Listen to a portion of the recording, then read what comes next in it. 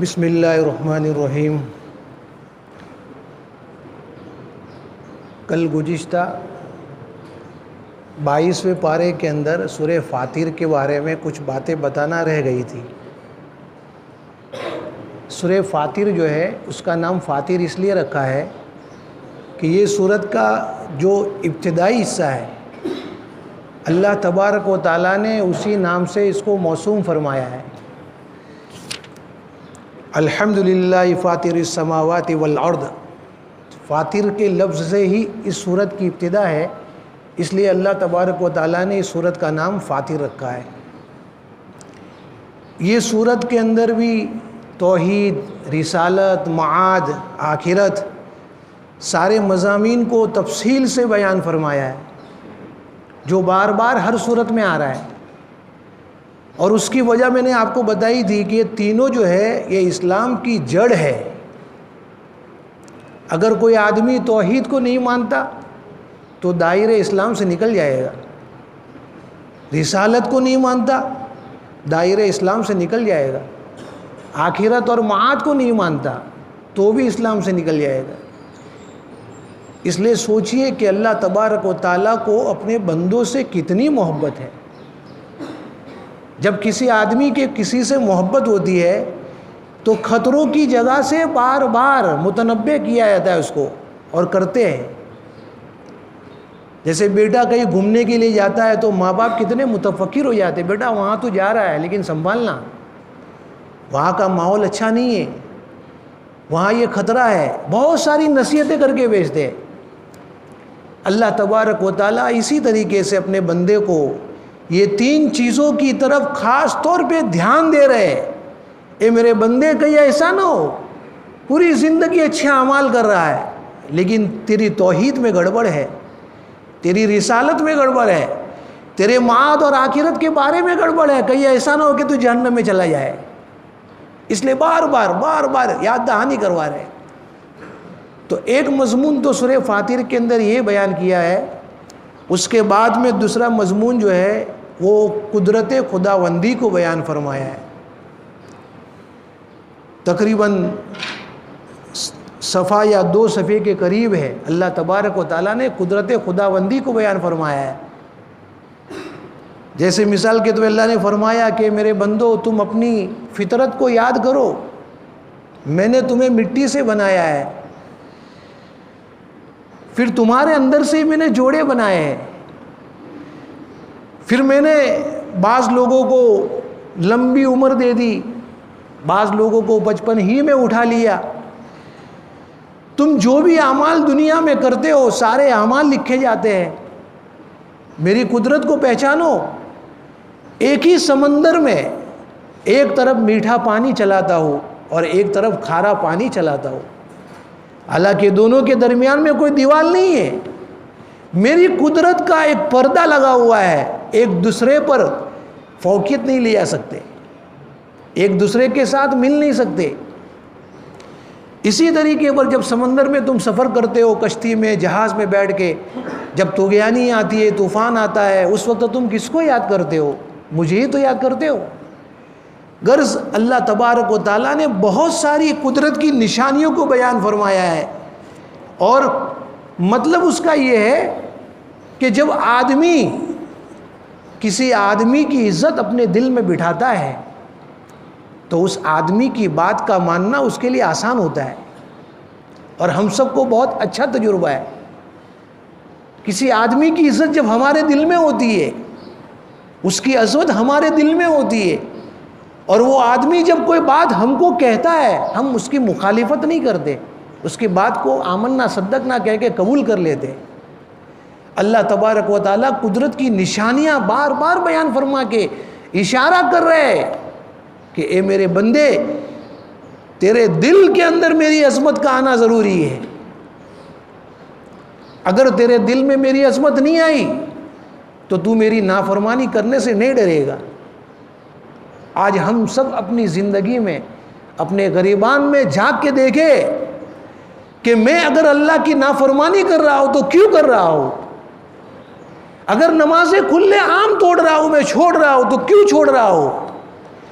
مؤذن اذان دے رہا ہے، بالکل مسجد کے قریب بیٹھے ہوئے جماعت بنا کے گروہ بنا کے نماز کا وقت ہو گیا ہے، تیرے دل میں اللہ کی عظمت نہیں ہے، جس کی بنیاد پر تو نماز پڑھنے کے لیے مسجد میں نہیں آ رہا۔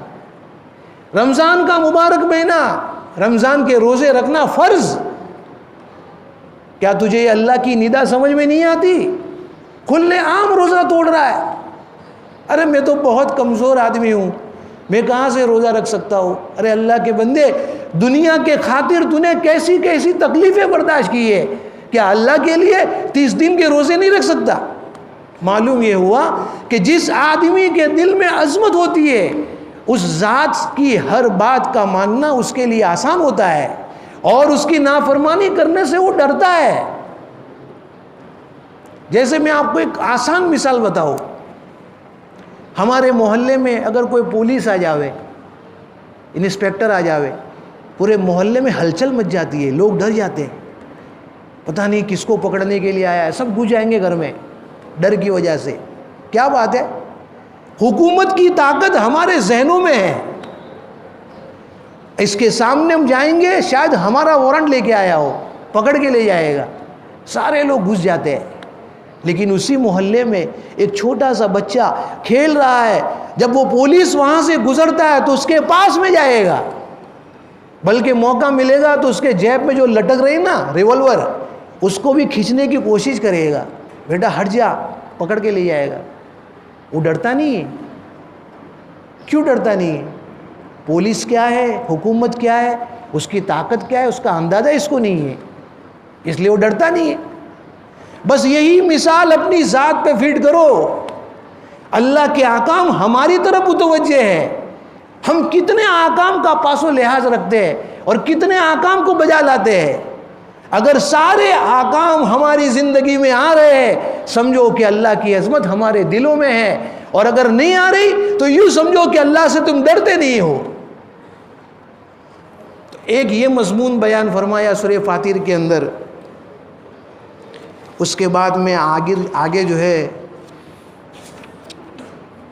سورہ یاسین شروع ہوتی ہے۔ سورہ یاسین جو ہے اس کا نام یاسین کیوں رکھا؟ یہ بھی سورہ یاسین سے ہی ابتدا ہو رہی ہے۔ یاسین اللہ کا نام ہے، اسی سے ابتدا ہو رہی ہے، اسی لیے اس کا نام یاسین رکھا گیا ہے۔ یہ سورہ یاسین کے اندر بھی بہت سارے مضامین ہیں، لیکن وہ سارے مضامین کی طرف میں جانا نہیں چاہتا۔ مقصود جو ہے، قرآن پاک ہم پڑھ رہے ہیں، لیکن قرآن پاک سے عبرت حاصل کیوں نہیں ہو رہی ہے؟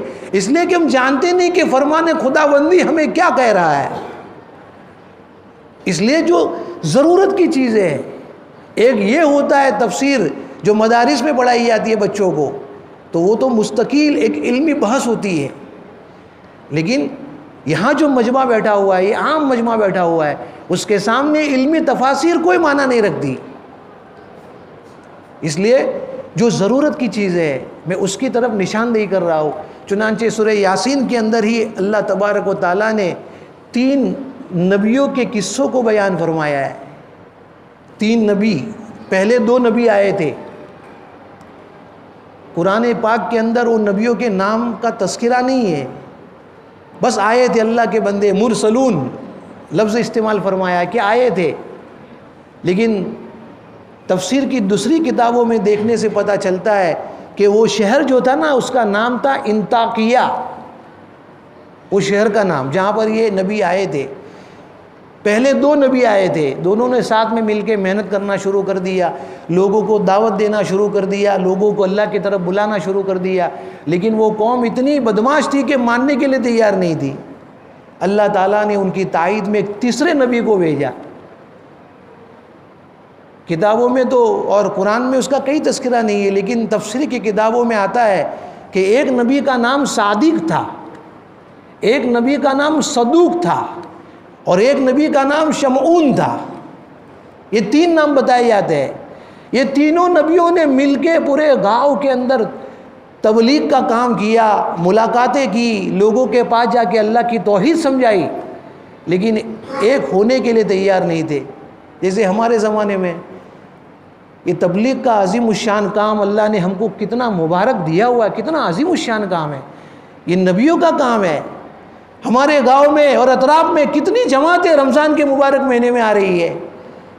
بیچارے لوگ آتے ہیں, ملاقاتیں کرتے ہیں, سخت گرمی میں ملاقاتیں کرنے کے لیے جاتے ہیں. مقصد یہ ہوتا ہے کہ گھر گھر میں سے ہر ایک بالغ مرد اللہ کے راستے میں جائے اور اللہ کی بڑائی کو بولے, اللہ کی بڑائی کو بول بول کے اپنے دلوں میں اللہ کی بڑائی کو اتارے, تاکہ اس کے لیے اللہ کی نافرمانی کرنے سے بچنا آسان ہو جائے. یہ 3 اللہ کے بندے بھی تبلیغ کا کام کر رہے تھے, لیکن ماننے کے لیے تیار نہیں تھے, بلکہ شرکشی پر آ گئے اور انہوں نے ان کو قتل کرنے کا پلان بنایا. اسی گاؤں کے اندر ایک سیدھا سادہ ایک آدمی تھا, بڑھئی, حبیب نجار اس کا نام ہے. اس کو جب پتہ چلا کہ گاؤں والوں نے یہ تینوں اللہ کے بندوں کو قتل کرنے کی سازش اور پلان بنایا ہے, اس نے چپکے سے آ کے کہا کہ آپ یہاں سے چلے جاؤ, آپ یہاں سے چلے جاؤ, ان لوگوں نے تم کو قتل کرنے کا پورا پلان اور منصوبہ بنا کے رکھا ہے. چنانچہ لوگ اس آدمی کے کہنے سے تو چلے گئے, لیکن گاؤں والوں کو پتہ چل گیا کہ اسی آدمی نے ہمارا راز فاش کر دیا ہے, اس کو قتل کر دیا, شہید ہو گیا. آپ اندازہ لگائیے, اس گاؤں میں ایک معمولی سا آدمی تھا, بڑھئی, ستھار جس کو بولتے ہیں, ستھار لکڑی کا کارپینٹر کام کرنے والا, ایک معمولی سا آدمی ہے. صرف اللہ کے بندوں کی مدد کی اس نے. اللہ کو یہ عمل اتنا پسند آیا کہ اس آدمی کا تذکرہ اللہ نے قرآن میں بیان فرمایا, اور قیامت تک اس آدمی کا تذکرہ کیا جائے گا. آپ اندازہ لگاؤ کہ دعوت کا کام کتنا عظیم الشان کام ہے. یہ جو بسترا اٹھا کے لوگ چلتے ہیں یہاں سے وہاں, 3 دن جماعت میں جاتے, 40 دن جاتے, جو ایجوکیٹ لوگ ہیں عام طور پہ وہ یہی سمجھتے ہیں کہ یہ کیا چیز ہے, بسترا لے کے جاتے ہیں. بہت سارے لوگ ایسے ملتے ہیں مخالفت کرنے والے, یہ بسترا لے کے یہاں سے وہاں جاتے ہیں, 3 دن جماعت میں رہتے ہیں, کھاتے پیتے سوتے ہیں, اور کیا کرتے ہیں, نشانہ کرنے والے اور اعتراض کرنے والے بہت سارے ہیں. لیکن حقیقت جانیے, یہ اتنا زبردست کام ہے کہ اس کا ثواب جو ہے اگر اللہ دنیا میں دکھا دے وے, حالانکہ اللہ اس کے اثرات اور برکات دنیا میں دکھاتا ہے, اس کا ثواب نہیں دکھاتا ہے. اگر دکھا دے وے نا تو شاید گھر میں کوئی آدمی باقی رہے جو اللہ کے راستے میں نہ نکلے. بڑی بڑی کارگزاریاں اس کی تفصیل بیان کرنے کا موقع نہیں ہے. بہرحال کہنے کا مطلب یہ ہے کہ اس کام کو اپنا کام بنا کے چلو. یہ گھر گھر میں آ کے ملاقاتیں کر رہے, ہماری سعادت مندی ہے کہ اللہ نے ہم کو یاد کیا اور یہ اللہ کے بندے میرے گھر میں میری ملاقات کے لیے آئے. بہت اونچا کام ہے. اس کام کی بنیاد پر اللہ نے حبیب نجار کا نام قیامت تک کے لیے دنیا میں, جب تک قیامت نہیں آئے گی تب تک اس کا نام لیا جائے گا. اس کے بعد میں تیسرا مضمون ہے جو بہت اہم مضمون ہے. یہ 23واں پارہ شروع ہو گیا جو کل گزشتہ رات کو 23واں پارہ تراویح میں پڑھا گیا تھا. سورہ یاسین کا کچھ حصہ 22ویں پارے میں پڑھا گیا تھا, جس کے بارے میں نے ابھی آپ کو بتایا. ابھی 23واں پارہ شروع ہو رہا ہے جس میں سورہ یاسین ہی ہے. اس کے اندر ایک مضمون ہے, بڑا زبردست مضمون ہے جو ہم سب کو سمجھنے کی ضرورت ہے.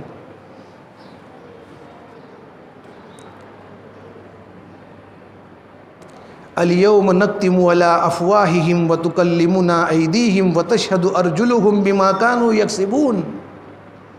اس آیت شریفہ میں اللہ تبارک و تعالیٰ نے ایک زبردست مضمون کو بیان فرمایا ہے. ہم دنیا میں آئے, اعمال کرتے, اچھے بھی کرتے برے بھی کرتے. اچھے اعمال کرتے الحمدللہ اللہ اس کو قبول کر لے وے, لیکن گناہ کے کام کرتے, کبھی ہمارے دل میں یہ آتا ہے کہ اس گناہ سے میں توبہ کروں؟ کبھی نہیں آتا. اس لیے کہ ہمارے ذہنوں میں یہ بات بیٹھی ہوئی ہے کہ گناہ کر رہا ہوں, آج ہے کل بھول جائیں گے لوگ, کس کو پتہ ہے. اللہ نے اس میں بیان فرمایا, میرے بندے یاد رکھ, دنیا میں تو جتنے اعمال کر کے آئے گا, چاہے اچھے ہو یا برے ہو, میرے سامنے تجھے کھڑا ہونا ہے, اور کھڑا ہو جانے کے بعد تیرے ایک ایک عمل کا حساب و کتاب تجھے دینا ہے. تیرے پورے جسم کے اوپر ہم مہر لگا دیں گے. الیوم نختم علی افواہہم, تیرے منہ پر, تیرے کان پر, تیرے ایک ایک عضو کے اوپر ہم مہر لگا دیں گے. مہر لگانے کا مطلب یہ ہے کہ تو اپنی اس پہ نہیں چلا سکتا، اب وہاں اللہ کی چلے گی۔ جیسے دنیا میں بھائی میری زبان ہے، میں کچھ بھی بولوں، اللہ نے زبان اس لیے تھوڑی دی ہے کہ میں اپنی طرف سے جو چاہے بولوں، نہیں، زبان سے وہی بولیں گے جو اللہ نے کہا ہے، کان اللہ نے دیے وہی سنیں گے جو اللہ نے حکم دیا ہے، ہم اس میں آزاد نہیں ہیں۔ دنیا میں تو آدمی اپنی چلاتا ہے، میری باڈی، میری پراپرٹی ہے، میری ملکیت ہے، میں کچھ بھی کروں، میری زبان کو، میرے کان کو، میری آنکھوں کو جہاں چاہے استعمال کر لو۔ اللہ فرماتے میرے بندے یاد رکھنا، کل میدان محشر میں میرے سامنے آنا ہے، اور آنے کے بعد میں ایک عمل کا حساب تیرے کو دینا ہے۔ جب اللہ اس سے پوچھیں گے تو نے یہ گناہ کیے، تو نے یہ گناہ کیے، تو نے یہ گناہ گنوائیں گے، تو وہ انسان جھوٹا وہاں بولے گا نہیں میں نے نہیں کیا ہے۔ جیسے دنیا میں عادت تھی جھوٹ بولنے کی، آنکھوں سے دیکھا ہے کہ گناہ کیا ہے، اس کو پوچھا گناہ کیا کہ نہیں کیا، مکر جاتا ہے خاص صاف طور پہ۔ وہاں پر بھی یہی عادت رہے گی، اس لیے کہتے ہیں کہ جیسی زندگی گزاروں گے ایسی موت آئے گی، اور جیسی موت آئے گی نا ایسے اٹھائے جاؤں گے۔ دنیا میں جھوٹ بولنے کی عادت تھی، میدان محشر میں بھی اللہ کے سامنے جھوٹ بولے گا۔ اللہ کہیں گے یہ گناہ کیے تھے، نہیں کیے تھے میں نے، یہ کیے تھے، نہیں کیے تھے، ایک ایک گناہ گنوایا جائے گا، بولے گا نہیں کیے تھے۔ اللہ کہیں گے ٹھیک ہے، اگر تیرے اس گناہ پر میں گواہ پیش کر دوں تو دیکھے گا کہ یہاں تو کوئی دکھتا ہی نہیں ہے، ہمت کر کے کہے گا ٹھیک ہے لاؤ گواہ کون ہے۔ اس کو پتہ نہیں کہ تیرا جسم تیرے خلاف گواہی دے گا۔ اللہ تبارک و تعالیٰ اس کے منہ کو گویائی دیں گے، اس کے آنکھوں کو گویائی دیں گے، اس کے کانوں کو گویائی دیں گے، ہر عضو اس کے خلاف گواہی دے گا۔ کان بھی بولے گا یا اللہ اس نے مجھے فلاں گناہ کے کام سنوائے تھے، ہاتھ بولے گا، پیر بولے گا، جسم کا روح بولے گا۔ تو وہ کیا کہے گا، وہ کمبختو تمہارے مزے کے لیے تو میں گناہ کیا کرتا تھا، تمہاری لذت کے لیے میں گناہ کیا کرتا تھا، تم ہی نے میرے خلاف گواہی دے دی۔ تو وہ کیا کہیں گے، وَقَالُوا لِجُلُودِهِمْ لِمَ شَهِدتُمْ عَلَيْنَا قَالُوا أَنْطَقَنَا اللَّهُ الَّذِي أَنْطَقَ كُلَّ شَيْءٍ، تم نے ہمارے خلاف گواہی کیوں دی؟ کہا کہ ہمارا کوئی قصور نہیں ہے، أَنْطَقَنَا اللَّهُ الَّذِي أَنْطَقَ كُلَّ شَيْءٍ، ہمیں اس ذات نے گواہی دی ہے جس ذات نے ساری چیزوں کو گویائی دی ہے، ہمارا اس میں کوئی قصور نہیں ہے، تو نے جیسے اعمال کیے تھے ایسے تیرے ریکارڈ میں سے بج رہے ہیں۔ اس لیے ہمیں چاہیے کہ گناہ کرنے سے پہلے 10 مرتبہ سوچے، ہم اندھیری رات میں گناہ کر رہے ہیں، یہ مت سمجھنا کہ کوئی دیکھ نہیں رہا ہے، وہاں اللہ دیکھ رہا ہے۔ تو اس آیت شریفہ میں اللہ نے بڑا زبردست مضمون بیان کیا ہے، اس مضمون کو ہمارے ذہن میں رکھنا چاہیے اور ہمیشہ اچھے اعمال کرتے رہنا چاہیے، اور جہاں کہیں گناہ کا ارادہ ہو جائے یا گناہ کا دل میں کھٹکا گزرے فوراً استغفر اللہ من کل ذنب پڑھ لے اور اس وہاں سے ہٹ جائے، اور یہ استحضار پیدا کرے کہ اگر میں نے آج یہ گناہ کر لیا کل اللہ کے سامنے مجھے اس کا جواب دینا پڑے گا۔ بہت سارے سوال کیے جائیں گے، گناہ تو بہت دور کی بات ہے، اگر اللہ نے یوں کہہ دیا میرے بندے تجھے دنیا میں ایک گلاس ٹھنڈا پانی پلایا تھا، اس کا مجھے جواب دے، کیا جواب دیں گے؟ گناہ تو دور کی بات ہے، ایک نعمت کا سوال کر لیا، سخت گرمی کا موسم تھا، تجھے ایک ٹھنڈا گلاس کا پانی تجھے دیا تھا، اس کا مجھے جواب دے، تو نے اس سے کیا کیا؟ ہم جواب نہیں دے سکیں گے، نہیں دے سکیں گے، اس لیے کہ اللہ جب سوال کرنے پر آئے گا اور حساب و کتاب پر آ جائے گا تو اس کی بربادی اور ہلاکتی میں کوئی شک نہیں ہے۔ اس لیے نعمتوں کو استعمال کرنے کے بعد میں الحمدللہ اللہ تیرا بہت بڑا شکر ہے، یا اللہ اتنی مختلف قسم کی فروٹ اور پھل تو مجھے رمضان کے مبارک مہینے میں کھلا رہا ہے۔ ہم ذرا سوچے کہ کیا میں گہرے رمضان میں اتنے فروٹ اپنے پیسوں سے لا کے کھا سکتا ہوں؟ اللہ مفت میں کھلا رہا ہے، اس نعمتوں کی ہم شکر گزاری کریں، ورنہ سخت کٹھین مسئلہ آگے آنے والا ہے۔ اللہ میری بھی حفاظت فرمائے اور آپ تمام حضرات کی حفاظت فرمائے۔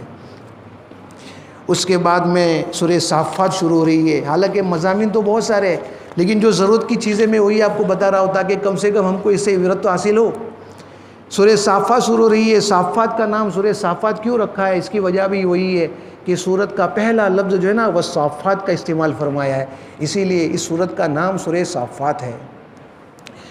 سورہ صافات کے اندر بھی توحید، رسالت، معاد، قیامت سب کو کھول کھول کے بیان کیا ہے۔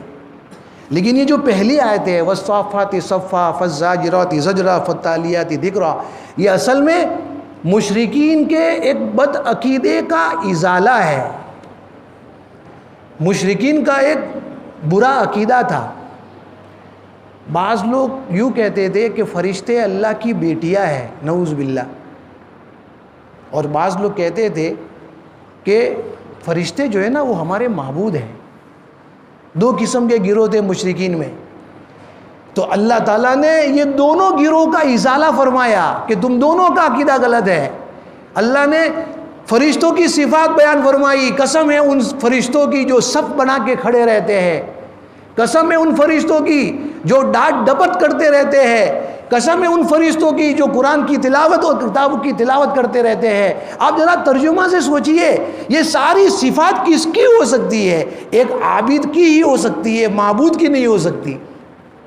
سب بنا کے کھڑا رہنے والا عابد ہو سکتا ہے، معبود نہیں ہو سکتا۔ تلاوت کرنے والا عابد ہو سکتا ہے، معبود نہیں ہو سکتا۔ ڈانٹ ڈپٹ کرنے والا عابد ہی ہو سکتا ہے، معبود نہیں ہو سکتا۔ اللہ نے فرشتوں کی صفات بیان فرما کے مشرکین کو ان کے اس عقیدے کو رد فرمایا کہ فرشتے نہ تو میری بیٹیاں ہیں اور نہ وہ معبود ہے، بلکہ وہ میرے بندے ہیں۔ تو ایک مضمون ابتدا میں یہ بیان فرمایا۔ دوسرا مضمون جو ہے اللہ تبارک و تعالیٰ نے اہل جنت کا بیان فرمایا ہے۔ حالانکہ اہل جنت کی نعمتوں کا تذکرہ یہاں پر ہے لیکن مختصر ہے، تفصیل کے ساتھ میں انشاءاللہ سورہ واقعہ میں آئے گا۔ بس میں اس کا خلاصہ بتا دیتا ہوں کہ جو لوگ دنیا میں اللہ کی مان کے چلتے ہیں، حضور پاک علیہ السلام کی ایک ایک سنتوں کو اپنی زندگی میں لاتے ہیں، دو چیزیں ہیں، نیک عمل اور سنت، جس کو کہتے ہیں شریعت اور سنت۔ جو آدمی یہ دو چیزوں کو لازم پکڑ کے دنیا میں چلتا ہے تو اللہ تبارک و تعالیٰ اس کی دنیا بھی بناتے ہیں اور آخرت بھی بناتے ہیں۔ اب آخرت میں جب وہ اہل جنت والوں میں سے بنے گا تو اللہ اس کو کیا عطا فرمائیں گے؟ بہترین قسم کے اچھے اچھے پھل، ایکسپورٹ کوالٹی کے۔ ہمارے ہندوستان میں جو پھل آتے ہیں نا وہ تو ایک دم لو کوالٹی کے ہیں، اچھے اچھے فروٹ تو باہر چلے جاتے ہیں۔ اللہ جنت میں ایسے ایکسپورٹ اور اعلیٰ کوالٹی کے پھل اور پھول کھلائیں گے، بہترین قسم کے ریشمی لباس پہنائیں گے، سونے چاندی کے کنگن پہنائیں گے، بہترین قسم کا میٹھا پانی پلائیں گے، اور بہترین دنیا میں تمہارا جس عورت سے نکاح ہوا ہے وہ عورت کو تمہاری ملکہ بنائیں گے، اور اس کے علاوہ 70,000 حورے تمہارے نکاح میں اور اللہ دے دیں گے۔ اور بھی بہت ساری نعمتوں کا تذکرہ اللہ نے کیا ہے، لیکن یہ صورت میں مختصر کیا ہے۔ میوے دیں گے، نعمتیں دیں گے، اور بیویاں دیں گے، پانی دیں گے، لیکن تفصیل کے ساتھ میں انشاءاللہ اس کا تذکرہ جو ہے نا سورہ واقعہ میں آئے گا، انشاءاللہ میں وہاں بتاؤں گا۔ دوسرا ایک مضمون اللہ تبارک و تعالیٰ کی سنت ہے۔ قرآن میں آپ دیکھنا کبھی بھی ایک اسلوب ہے قرآن کا کہ جہاں پر اللہ تعالیٰ جنت والوں کا تذکرہ کرتے وہاں جہنم والوں کا بھی تذکرہ کرتے، جہاں پر اللہ جنت کے نعمتوں کا تذکرہ کرتے وہاں پر اللہ جہنم کے عذابوں کا تذکرہ کرتے ہیں، دونوں کو ساتھ ساتھ میں بیان کرتے ہیں۔ کیوں؟ اس لیے کہ انسان کو پتہ چلے کہ یہ عمل کرنے سے یہ ملے گا، یہ عمل کرنے سے یہ ملے گا۔ اگر ایک ہی راستہ بتاوے اور دوسرا آپشن اس کو بتائے نہ جاوے تو انسان جو ہے نا مذبذب ہو جائے گا، شک میں پڑ جائے گا کہ میں کون سا راستہ اختیار کروں۔ اس لیے اللہ نے کھول کھول کے دونوں راستے بیان فرمائے۔ چنانچہ آگے اسی کے اندر اللہ تعالیٰ نے اہل جہنم کے عذاب کا تذکرہ فرمایا ہے۔ یہاں پر بھی تذکرہ یعنی تفصیل کے ساتھ بیان نہیں فرمایا ہے، تفصیل کے ساتھ میں انشاءاللہ سورہ واقعہ میں آئے گا۔ اس میں یوں فرمایا کہ جہنم کو جب جہنم میں ڈالا جائے گا، جس آدمی نے اللہ کی نافرمانی کے ساتھ میں زندگی بسر کی ہے، نبی کی سنتوں کے جنازے نکال دیے ہیں، بغاوت کے ساتھ میں زندگی گزاری ہے، روزے نہیں رکھے، نماز نہیں پڑھی، زکوٰۃ ادا نہیں کی، اللہ کے ارکان کو کھلے عام چھوڑ رہا ہے، ایسا آدمی جب جہنم میں جائے گا تو جہنم میں اس کا استقبال کیسے ہوگا؟ تفصیل کے ساتھ میں انشاءاللہ سورہ واقعہ میں آئے گا۔ یہاں تھوڑا تذکرہ فرمایا ہے، جب جائے گا نا تو اس کا استقبال زقوم کے درخت سے کیا جائے گا۔ زقوم زقوم کی مثال اگر سمجھنی ہو تو دنیا میں تھور، وہ کانٹے دار جو درخت ہوتا ہے تھور، یا ایک بولتے ہیں اس کو ناگ فن، ایک کانٹوں کی شکل کا ایک درخت ہوتا ہے، حالانکہ ایسا نہیں ہے، لیکن اس کی مثال اگر سمجھنی ہو تو آپ اس کو سمجھ سکتے ہیں۔ کانٹے دار درخت اس کو دیا جائے گا، سخت آگ کے اندر ملوث ہوگا، بھوک لگے گی، بھوک لگنے کے بعد اس کو زقوم دیا جائے گا، جب کھائے گا گلے میں اٹک جائے گا کیونکہ کانٹے دار ہے۔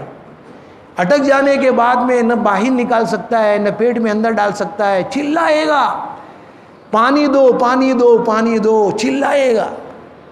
جب بہت چلانے کے بعد میں جب اس کو پانی دیا جائے گا، اتنا سخت گرم پانی ہوگا، ابھی اس نے پیا نہیں ہے، خالی منہ کے قریب کیا ہے، اس کا نیچے کا ہونٹ ناک تک لٹک جائے گا، اوپر کا ہونٹ جل کے پیشانی تک چلا جائے گا۔ آپ سوچئے کتنا گرم پانی، ابھی پیا نہیں ہے، صرف منہ کے قریب لے گیا، یہ حال ہے، پھر اس کے باوجود وہ پیے گا، اس لیے کہ گلا میں اٹک گیا ہے۔ جب اس پانی کو پیے گا، خود قرآن میں اس کا تذکرہ ہے کہ اس کے اندر کی انتڑیاں پگھل کے پاخانے کے راستے سے نکل جائے گی، اتنا سخت عذاب ہے۔ یہ تو میں نے آپ کو خالی ایک ہی بتایا، زقوم اور گرم پانی، اس کے علاوہ اور کتنے سارے اللہ کے عذاب ہے، وہ تفصیل کے ساتھ میں انشاءاللہ دوسری جگہ پر آئے گا۔ اللہ نے ایک مضمون اس سورت کے اندر یہ بھی بیان فرمایا ہے۔ اس کے بعد میں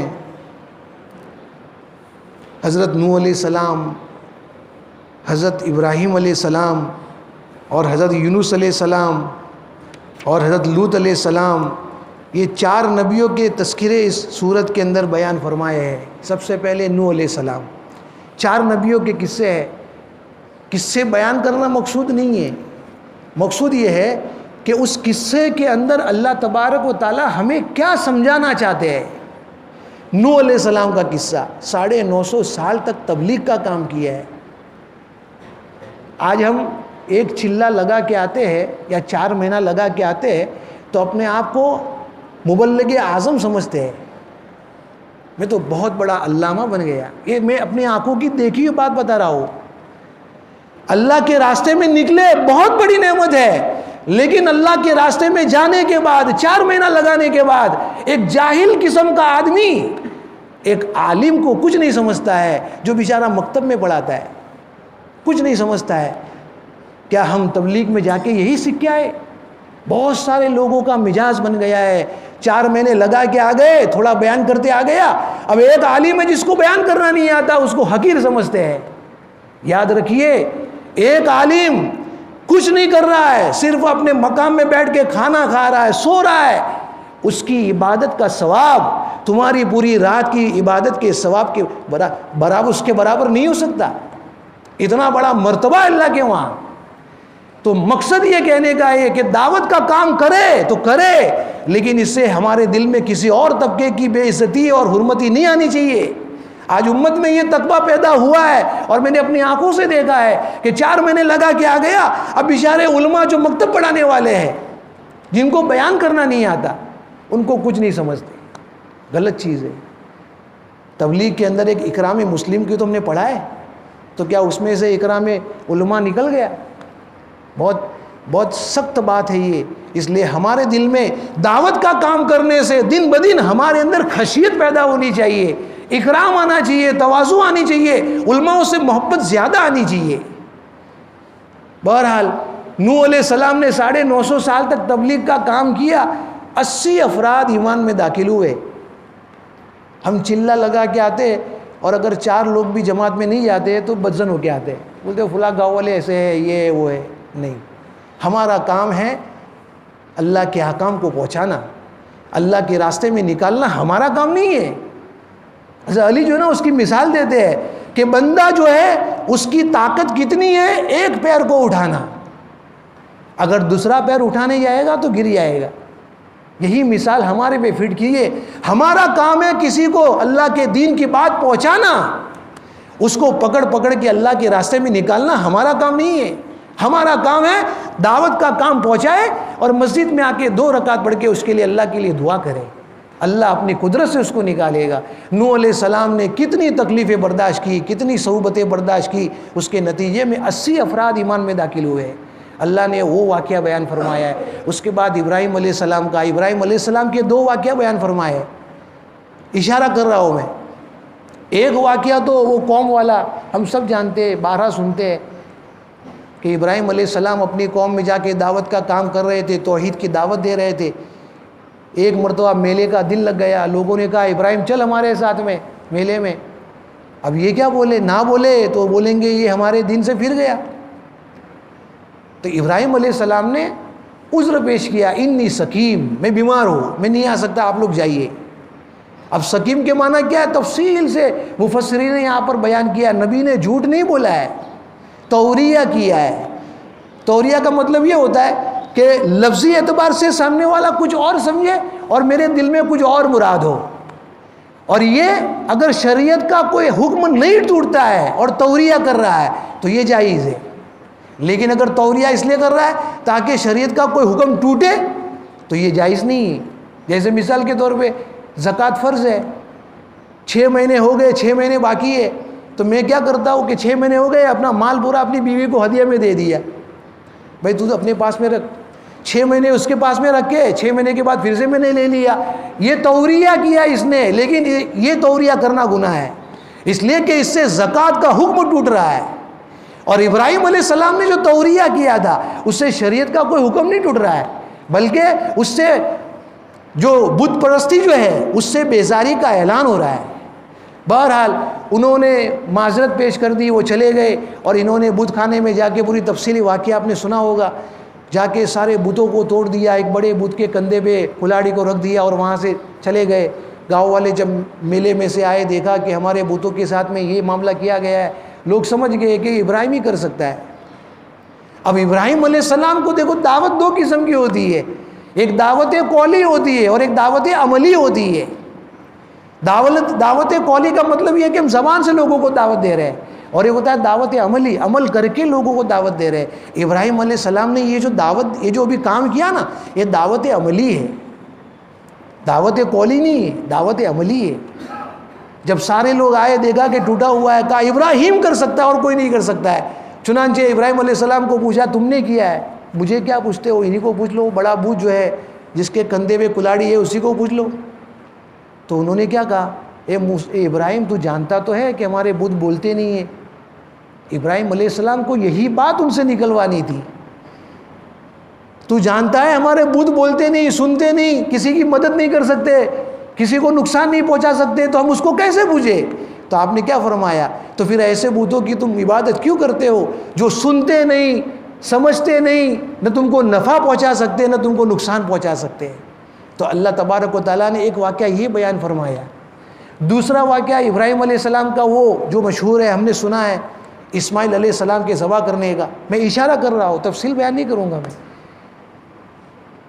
ابراہیم علیہ السلام جو ہے ان کے گھر میں بچہ پیدا ہوا اسماعیل علیہ السلام، اللہ تعالیٰ دیکھو قربانیاں لے رہے ہیں،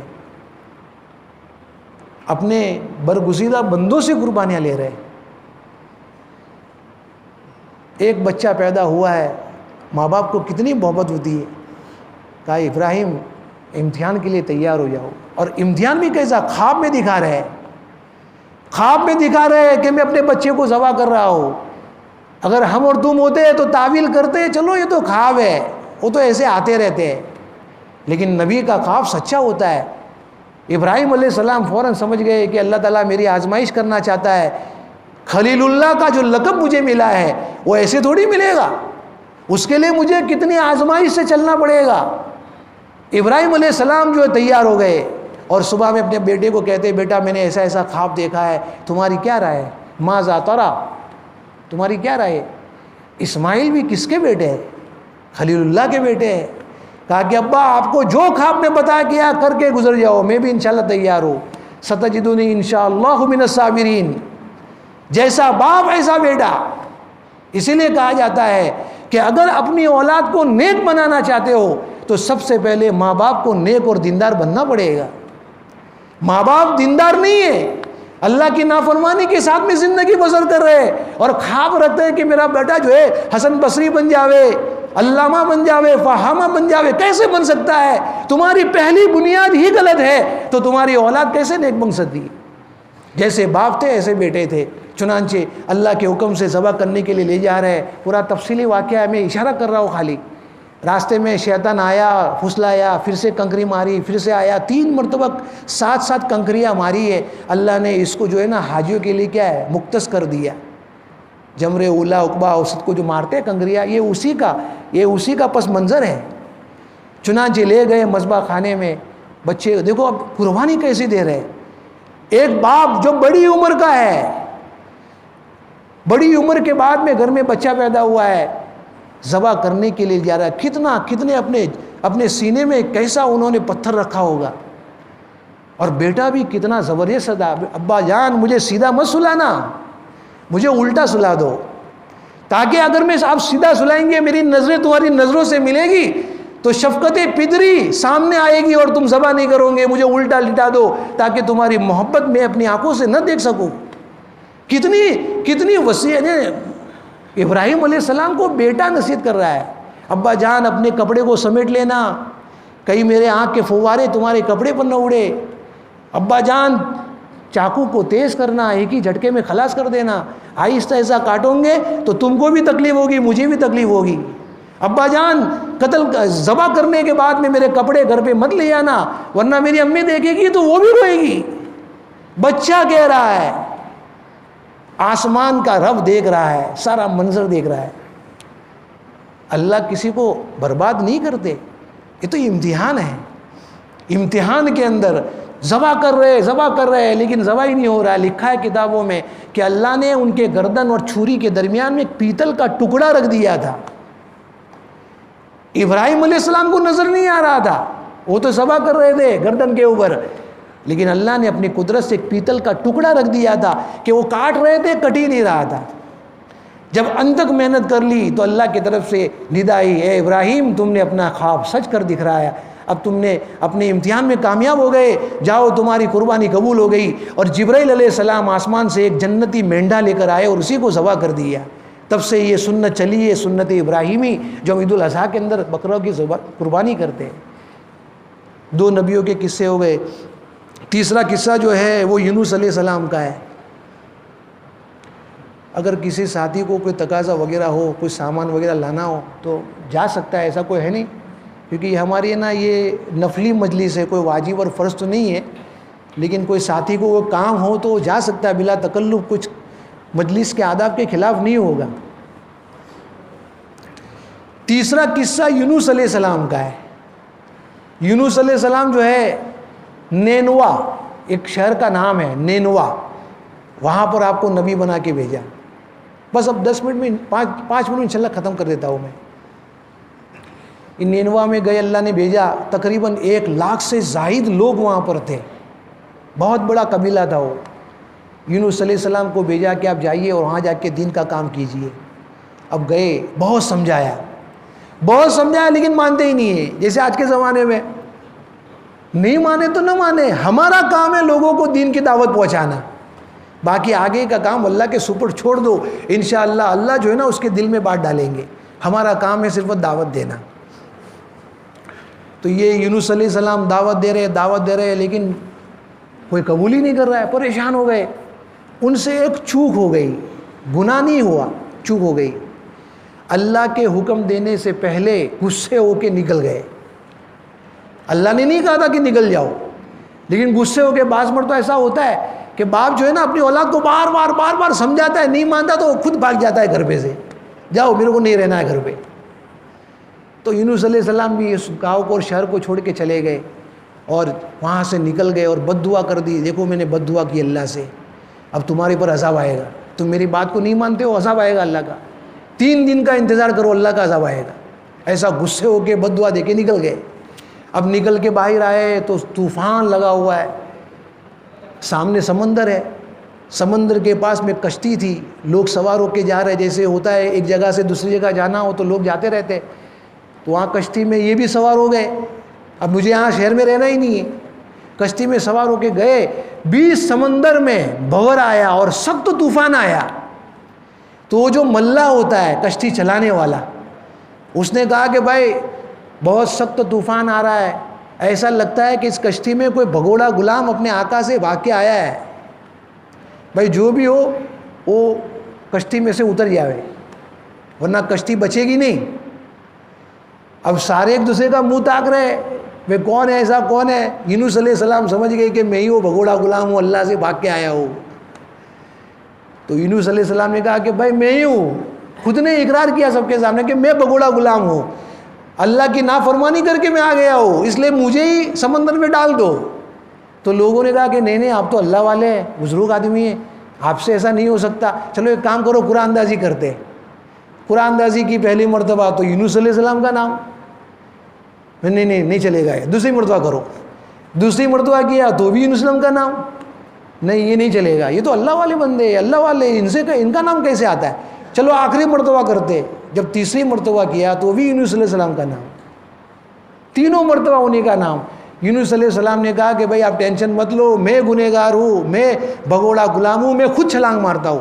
چنانچہ انہوں نے سمندر میں چھلانگ مار دی اور چلے گئے۔ جیسے سمندر میں گئے ہیں اللہ نے حکم دے دیا، آسمان کا رب زمین کے مخلوق کو حکم دے رہا ہے اے مچھلی یونس کو اپنے پیٹ میں لے لے، کیونکہ اگر مچھلی پیٹ میں نہیں لیتی تو شاید ڈوب جاتے۔ مچھلی کو حکم دے رہے اپنے پیٹ میں لے لے، لیکن یاد رکھنا تیرے منہ میں صرف ان کو قید رکھنا ہے، اپنا لقمہ مت بنانا، اللہ کہہ رہے۔ چنانچہ مچھلی نے یونس علیہ السلام کو اپنے پیٹ میں لے لیا اور لینے کے بعد میں سمندر کے اندر چلی گئی۔ کافی دیر کے بعد میں یونس علیہ السلام کو احساس ہوا کہ واقعی میں یہ سارے مصیبتوں کی جڑ یہی ہے کہ میں نے اللہ کی نافرمانی کی ہے۔ فوراً اپنی زبان سے وہ کلمہ نکالا، لا الہ الا انت سبحانک انی کنت من الظالمین، لا الہ الا انت انی کنت من الظالمین، اے اللہ تو ہی میرا رب ہے، میں اپنی ذات پہ ظلم کرنے والا ہوں۔ جب یہ دعا پڑھی ہے تو اللہ نے ان کی توبہ کو قبول کیا اور مچھلی کو حکم دیا کہ اس کو ساحل کے کنارے پھینک دے۔ چنانچہ مچھلی نے اپنے منہ میں سے نکال کے یونس علیہ السلام کو پھینک دیا۔ کتابوں میں لکھا ہے کہ یونس علیہ السلام کی حالت ایسی ہو گئی تھی کہ پورا بدن سفید سفید ہو گیا تھا، یعنی یوں لگتا تھا کہ بدن کے اوپر کوئی بال ہی نہیں ہے، پورا بدن سفید سفید ہو گیا تھا، ایک دم کمزور ہو گئے تھے، اس لیے کہ مچھلی کے پیٹ میں تھے، دنیا کی ہوا تو نہیں لگ رہی تھی، اس لیے پورا بدن کمزور ہو گیا تھا۔ تو ایسے کمزوری کی حالت میں اللہ نے ڈال دیا۔ پھر ڈالنے کے بعد میں اللہ نے قدرتاً وہاں ایک کدو کا درخت کھڑا کر دیا آپ کی حفاظت کے لیے اور آپ کے غذا کے لیے۔ حالانکہ وہاں کوئی بیج نہیں ڈالا ہوا ہے، کوئی کھیتی باڑی نہیں ہو رہی ہے، لیکن اللہ سب کچھ کر سکتا ہے، فعال لما یرید، وہ تو جو چاہے کر سکتا ہے۔ ایک کدو کا درخت وہاں پیدا کر دیا اور اسی کے سائے میں رہتے تھے اور وہیں سے کھاتے تھے۔ چند دنوں کے بعد میں وہ کدو کا درخت سوکھ گیا۔ بہت پریشان ہوئے یونس علیہ السلام کہ گیا، کھانے کی روزی ختم، پریشان ہو گئے۔ ندا آئی، اے یونس کیوں پریشان ہو؟ یا اللہ ایک کدو کا درخت تو نے مجھے دیا تھا روزی کے طور پہ، وہ بھی سوکھ گیا۔ اللہ نے کہا یونس سوچ اپنے بارے میں، تو بھی کسی قوم کو چھوڑ کے آیا تھا عذاب دینے کے لیے، وہ میرے بندے تھے، جیسے تجھے کدو کے ختم ہو جانے سے اتنی تکلیف ہو رہی تھی، مجھے بھی اتنی تکلیف ہوئی تھی جب میرے بندوں کو تو نے بددعا دے کے وہاں سے نکل گیا تھا۔ سوچ جیسے تجھے تکلیف ہوئی ایسے مجھے تکلیف ہوئی ہے۔ یہ قصے سے کیا سمجھ میں آ رہا ہے؟ اللہ ہم سے کتنی محبت کرتا ہے۔ چنانچہ اللہ تبارک و تعالیٰ نے ان کو صحیح سالم کر دیا اور کہا کہ جاؤ پھر سے جا کے گاؤں والوں کو تبلیغ کرو، سارے لوگ ایمان میں داخل ہونے کے لیے تیار ہے۔